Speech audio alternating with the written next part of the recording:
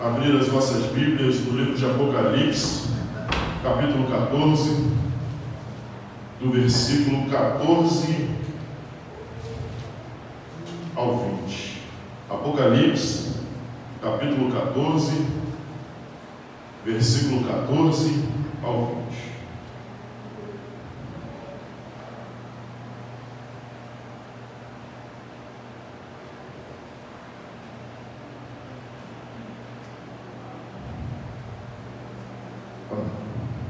A palavra do Senhor nos diz assim: olhei e vi uma nuvem branca diante de mim, e sobre a nuvem estava sentado alguém semelhante a um filho do homem, com uma coroa de ouro sobre a cabeça e uma foice afiada na mão. Então outro anjo saiu do santuário e clamava em alta voz ao que estava assentado sobre a nuvem: passa a tua foice e ceifa, porque o tempo da ceifa chegou, pois a terra já está madura para a colheita. Assim, aquele que estava sentado sobre a nuvem passou a sua foice pela terra, e a terra foi ceifada. E ainda outro anjo saiu do santuário no céu, também com uma foice afiada. E do altar saiu outro anjo, com poder sobre o fogo, e clamou em alta voz ao que estava com a foice afiada: passa a tua foice afiada e colhe os cachos das uvas da terra, pois as uvas já estão maduras. O anjo passou a sua foice pela terra e colheu as uvas da vinha e lançou-as no grande lagar da ira de Deus. O lagar foi pisado fora da cidade, e dele saiu sangue até a altura dos freios dos cavalos, numa extensão de 1.600 estádios. Amém. Poderoso Deus, eterno Pai, aqui estamos, Senhor, diante da Tua poderosa palavra. Senhor, fala, Senhor, aos nossos corações. Realiza, Senhor, a Tua obra em nós. Faça, Senhor, conforme o Teu querer e a Tua vontade. Que venhamos, Senhor, a nos diminuir perante a Tua presença. Que venhamos, Senhor, nos diminuir perante a Tua face, Senhor, e que o Senhor venha falar aos nossos corações. Realiza, Senhor, a Tua obra em nós. Completa, Senhor, a Tua obra em nós. Cumpra em nós o Teu querer e a Tua vontade. Continua, Senhor, conosco neste lugar. Continua, Senhor, a falar as nossas vidas. Continua, Senhor, a fazer a Tua vontade em nós. Continua, Senhor, a movimentar as águas neste lugar. Porque aqui estamos, Senhor, para ser sarados pela Tua palavra. Aqui estamos, Senhor, para ser mudados, ser moldados pelo poder do Teu Santo Espírito. Fala aos nossos corações, é o que te pedimos, em nome de Jesus. Amém e amém. Amém. Queridos irmãos, domingo passado vimos a respeito dos 3 anjos que proclamavam o juízo de Deus. Vimos a respeito daqueles anjos que proclamavam e anunciavam Deus, anunciavam e diziam ao Senhor e anunciavam o juízo de Deus. E a palavra do Senhor disse que então ouviu uma voz que vinha do céu que dizia: escreve, bem-aventurados os mortos que desde agora morrem no Senhor. Sim, diz o Espírito, para que descanse do seu trabalho, pois suas obras o acompanham. Nós vimos que bem-aventurado é aquele que morre no Senhor, pois bem vimos no capítulo 13 a respeito da besta, a respeito do anticristo, a respeito do falso profeta, a qual matou a igreja, mas vimos que a porta do inferno não pode prevalecer contra a igreja. Por quê? Porque ele pode até tirar a sua vida, mas não tirará a sua oportunidade de morar eternamente com o Senhor. Por isso a palavra do Senhor vai nos dizer: devemos temer aquele que pode lançar a sua alma no inferno, que esse é Deus. Satanás pode tirar até a sua vida física, mas Ele não pode tirar a sua vida espiritual. Ele não pode te fazer com que você não vá morar com Cristo Jesus eternamente. Ele pode até tocar na sua vida, mas Ele não pode impedir de você ser glorificado, exaltado e morar com o Senhor eternamente. Por isso, o capítulo 14 veio nos mostrar que Deus tem o controle. Deus tem o controle em suas mãos. O capítulo 13 veio mostrar, falar sobre a besta, sobre o falso profeta, mas o capítulo 13, João vai nos afirmar, ele vai nos dizer que o Senhor ainda tem o controle das nossas vidas.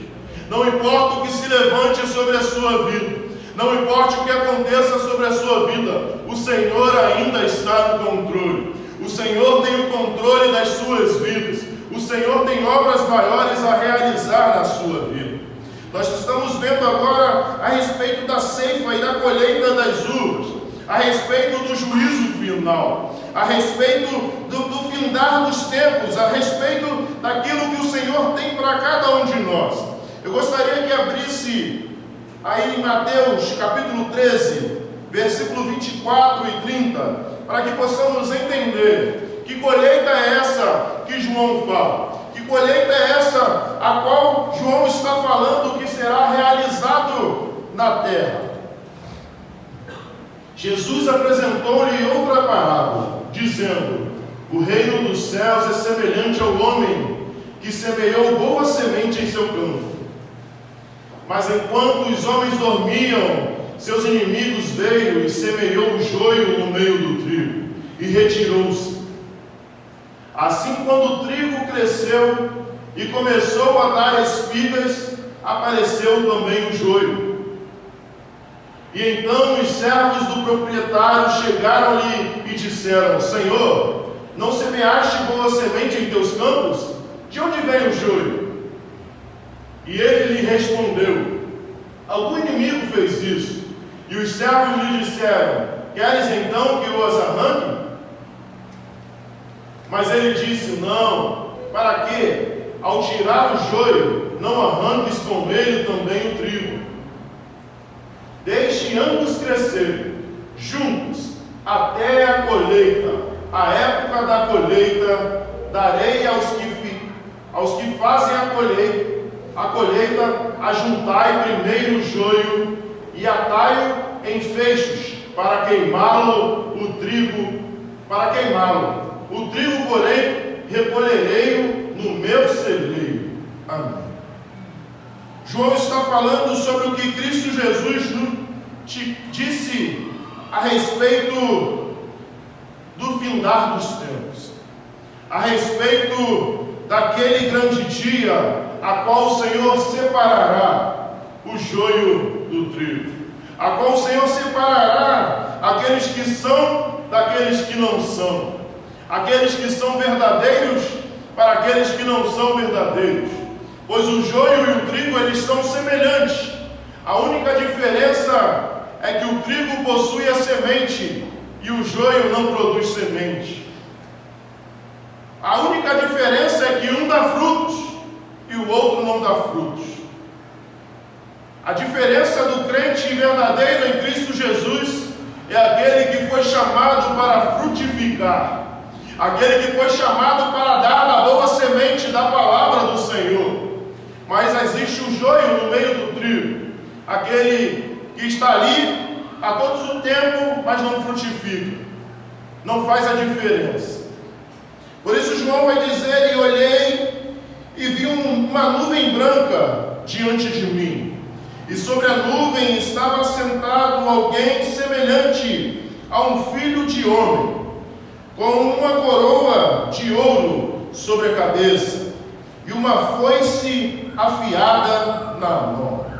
Precisamos primeiramente saber quem é este que está assentado sobre as nuvens. Está assentado sobre as nuvens e com uma coroa de ouro em sua cabeça. Apocalipse, capítulo 1, versículo 7, vai nos falar a respeito de quem é esse que está sentado sobre as nuvens. Ele vem com as nuvens e todo olho o verá, até mesmo aqueles que os transpassaram, e todas as tribos da terra se lamentarão por causa dele. Sim, amém. Jesus Cristo é aquele que está assentado sobre as nuvens. Aqui esse Jesus Cristo, o qual está sentado sobre as nuvens, está com a coroa de vencedor, está com a coroa daquele que venceu.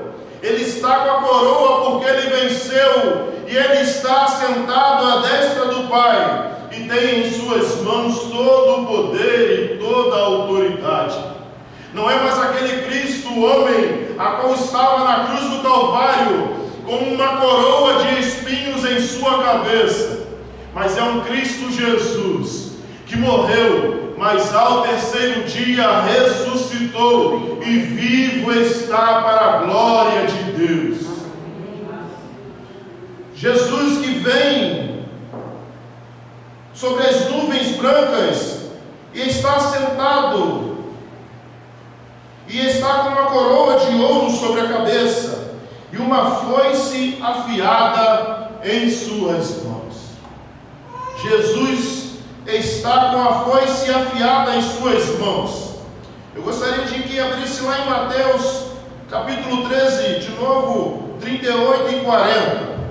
Esse Jesus que está sentado sobre as nuvens, e está com uma coroa de ouro em suas mãos, e está com uma foice afiada nas mãos.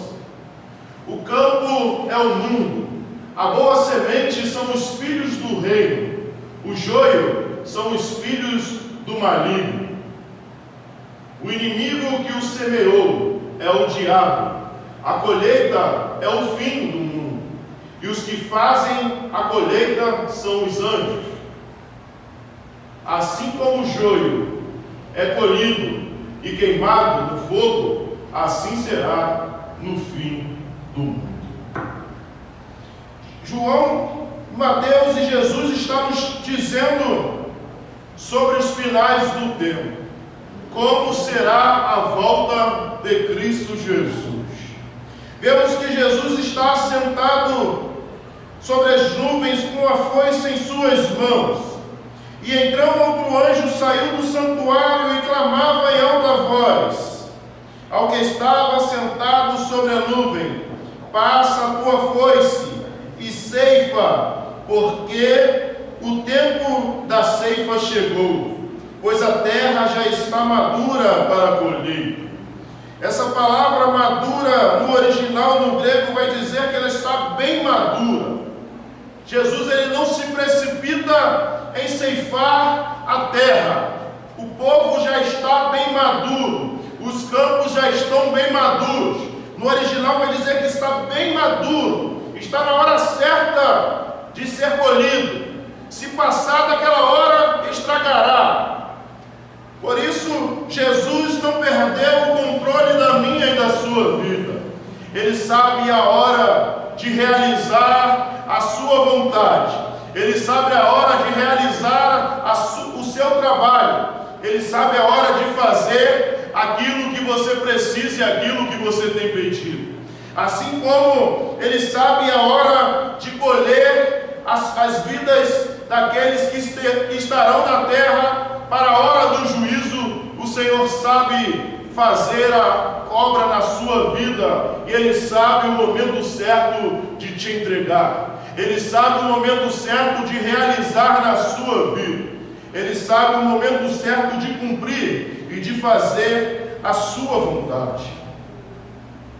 Assim, aquele que estava sentado sobre a nuvem passou sua foice pela terra, e a terra foi ceifada. A igreja do Senhor foi ceifada pelo aquele que chamou, por Jesus, pelo Senhor. Lá em Mateus 24, 30, 31, vai nos falar sobre esta colheita.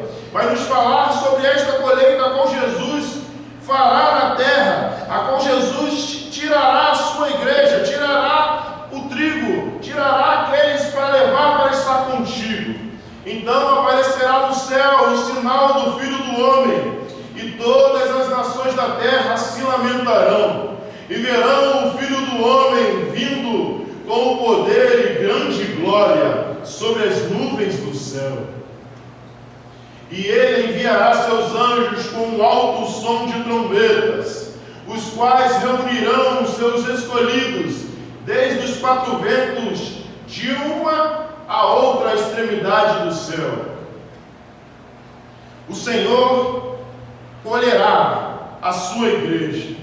O Senhor colherá a sua igreja. O Senhor colherá a sua igreja. Vimos no livro de Apocalipse que o mundo, que a igreja passará pela tribulação, mas receberá a glória de morar com Cristo Jesus eternamente. Por isso vale a pena ser fiel. Por isso vale a pena esperar naquele que te prometeu. Por isso vale a pena confiar, pois o Senhor tem o melhor para cada um de nós. Vale a pena entregar a sua vida. Vale a pena cumprir a sua chamada, cumprir aquilo que o Senhor tem para cada um de nós.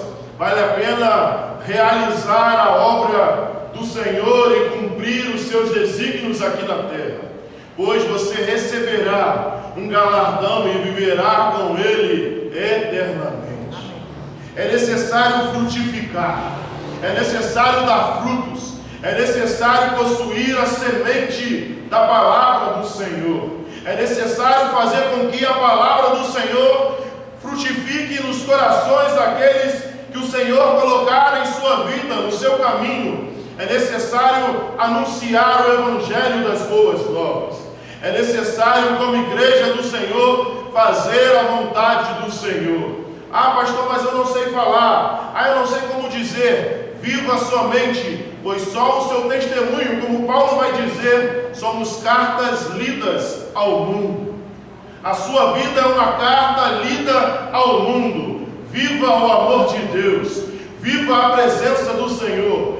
Viva Jesus em sua vida para sempre, para que vidas venham reconhecer a presença dele em sua vida, para que vidas venham verdadeiramente se entregar ao Senhor, pois você é uma carta do Senhor ao mundo, pois você é uma carta do Senhor para aqueles que Deus colocou no seu caminho.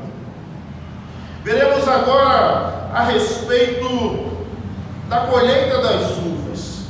Ainda outro anjo, aqui nesse capítulo 14, não é o trigo, mas sim, não é o joio, mas sim uvas. A palavra do Senhor vai nos dizer no 17, ainda outro anjo saiu do santuário no céu, e também com uma foice afiada. Estava um anjo com uma foice afiada, e do altar saiu outro anjo, com o poder sobre o fogo, e clamou em alta voz ao que estava com a foice afiada: passa a tua foice afiada e colhe os cachos da vinha da terra, pois as uvas já estão maduras. Gostaria que abrisse lá em Isaías 63, capítulo 3, Isaías capítulo 63, versículo 3 e 6, onde vai falar a respeito da colheita desses cachos e a respeito disso que João está falando, escrevendo em sua palavra. Eu pisei no lagar sozinho, e ninguém dentre os povos estavam comigo. Eu os pisei na minha ira, e os esmaguei no meu furor, e o seu sangue respingou nas minhas vestes, e manchei toda a minha roupa. Porque o dia da vingança está no meu coração, chegou o ano da minha redenção. Olhei, mas não havia ninguém que me ajudasse, e admirei-me de não haver ninguém para me apoiar. Por isso, o meu próprio braço me trouxe a vitória. Foi o meu furor que me apoiou. Pisei os povos na minha ira, e os embriaguei no meu furor, e derramei sobre a terra o seu sangue. aqueles a qual negaram a Cristo Jesus, aqueles a qual não se entregaram e blasfemaram contra a palavra e contra Cristo Jesus, serão pisados no lagar da ira de Deus. Serão pisados no lagar da ira de Deus. Mas, pastor, o texto vai continuar nos dizendo: a vinha da terra, pois as uvas estavam maduras. O anjo passou a sua foice pela terra e colheu as uvas da vinha e lançou-as no grande lagar da ira de Deus. O lagar foi pisado fora da cidade. Gostaria que abrisse em Apocalipse 19, versículo 15, a qual vai nos falar quem é aquele que pisa no lagar. Aqui João está nos mostrando, está nos dizendo a respeito das uvas sendo esmagadas pelo homem. A uva, um fruto que é macio, um fruto que não produz resistência, sendo amassado pelos pés. Assim será a humanidade que não se rendeu. Aqueles que se acharam ser alguém, que se acharam ser fortes o suficiente na força do seu próprio braço, aqueles que se acharam ser o autoconhecedor, aqueles que se acharam ser o grandioso, o majestade, o maior, serão esmagados. Por quem? Uma espada afiada sai-lhe da boca, para ferir com ela as nações. Ele as regerá com cetro de ferro, e ele mesmo é o que pisa no lagar do vinho, da fúria, do furor da ira do Deus Todo-Poderoso, Jesus Cristo. É Ele quem trará o julgamento sobre o mundo. É Ele a qual aqueles que não aceitaram, aqueles que não entregaram, que acham autossuficientes, se já acham fortes demais, serão como uma uva pisada pelo pé. São tão fortes, se acham tão grandes, se acham tão soberanos, serão esmagadas pelo poder e pela força de um Deus tremendo, um Senhor todo-poderoso, um Deus que tem todo o poder em suas mãos. Pessoas se acham ser conhecedoras, ser redentoras da sua própria vida, da sua própria vontade, do seu próprio querer, acham que possuem as forças para realizar e para fazer, não creem num Deus supremo, num Deus que pode todas as coisas, mas serão pisadas por esse Deus, serão esmagadas no lagar da ira de Deus. E o lagar foi pisado fora da cidade. Cidade aqui vai dizer que é fora da igreja, fora da presença da igreja. E dele saiu sangue até a altura do freio dos cavalos. Até a altura de 1,5 metros, mais ou menos, saiu sangue. Numa extensão de 1.600 estádios, em cerca de 300 quilômetros, 360 quilômetros, que é aproximadamente toda a área de Jerusalém, de Dan até a Pastelia.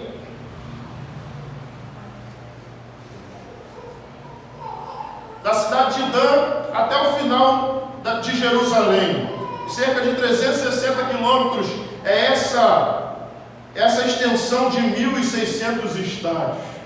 O que quer dizer? Ele quis dizer que não restará um somente, não restará mais ninguém, não restará mais ninguém, não restará mais nenhum que negou e que não aceitou a palavra do Senhor.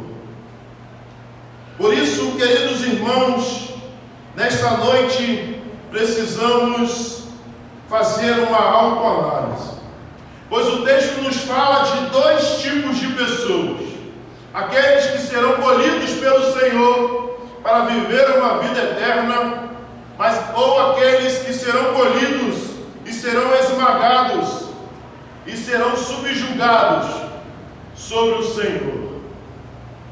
É noite de escolha, é noite de arrependimento, é noite de se entregar ao Senhor e fazer a vontade do Senhor, pois neste momento não haverá mais a graça do Senhor para salvar e para libertar e para tirar aqueles da ira do próprio Deus. Por isso precisamos verdadeiramente analisar as nossas vidas. Precisamos verdadeiramente olhar para o nosso interior e olhar para ver se verdadeiramente temos vivido uma vida de trigo ou temos vivido uma vida de joio. Precisamos fazer uma autoanálise para ver se as nossas vidas têm frutificado no Senhor ou têm mirrado. Se as nossas vidas têm feito a vontade daquele que nos chamou, se as nossas vidas têm cumprido o propósito do Senhor para as nossas vidas, ou somente estamos vivendo de aparência neste mundo. Precisamos fazer uma autoanálise para saber se as nossas vidas estão agradando ao Senhor ou estaremos recebendo naquele grande dia a palavra: apartai-vos de mim, malditos, para o fogo eterno, pois não vos conheço. Lembrando que muitos naquele grande dia dirá: Senhor, eu tenho nome, eu preguei, em teu nome eu falei, em teu nome eu fiz, em teu nome eu expulsei, realizou obras, fez várias coisas, mas não entregou o seu eu, não deixou as suas vontades, não deixou de viver a sua vida para viver a vida de Deus. Achou que seria ganhado, conquistado pela força dos seus braços. Você levará as obras, mas não é a obra que vai te levar.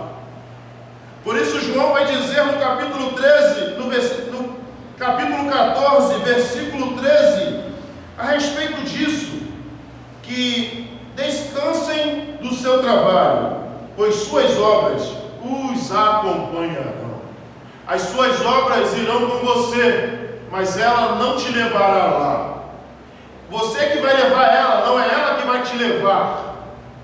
É você que vai levar aquilo que você tem feito. Mas é necessário renúncia.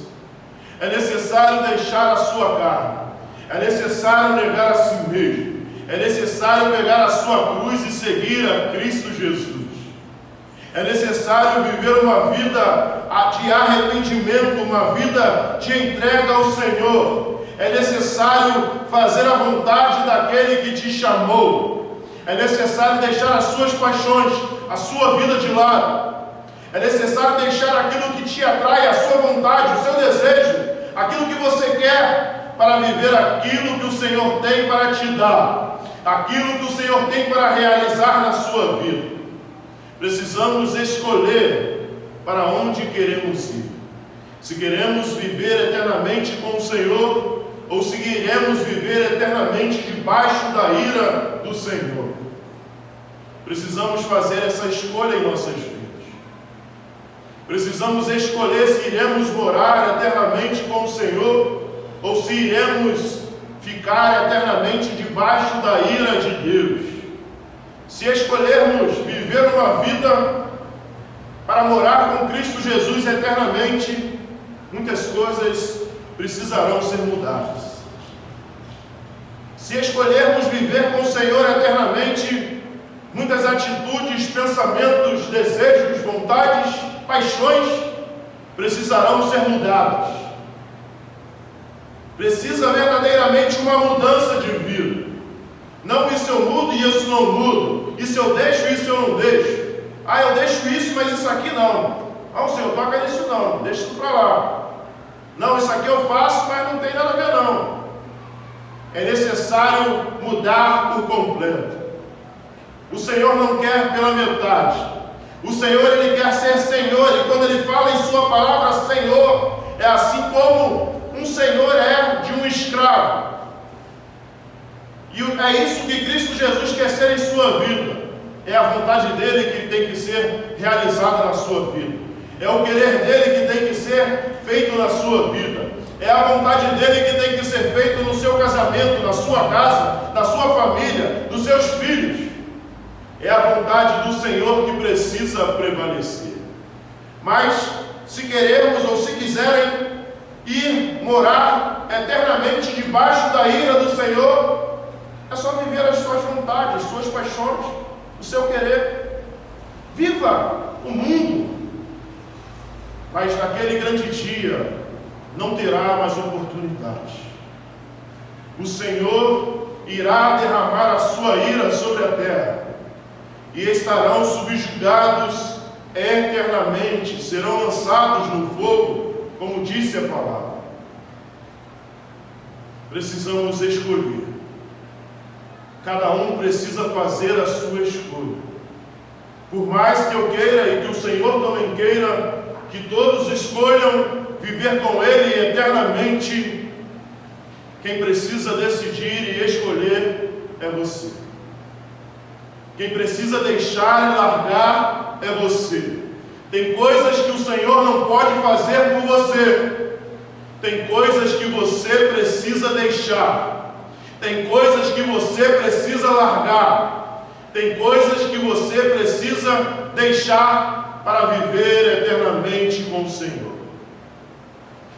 Que Deus possa ter misericórdia daqueles que ainda não deixaram e não largaram tudo pelo Senhor. Amém. Poderoso Deus, eterno Pai, aqui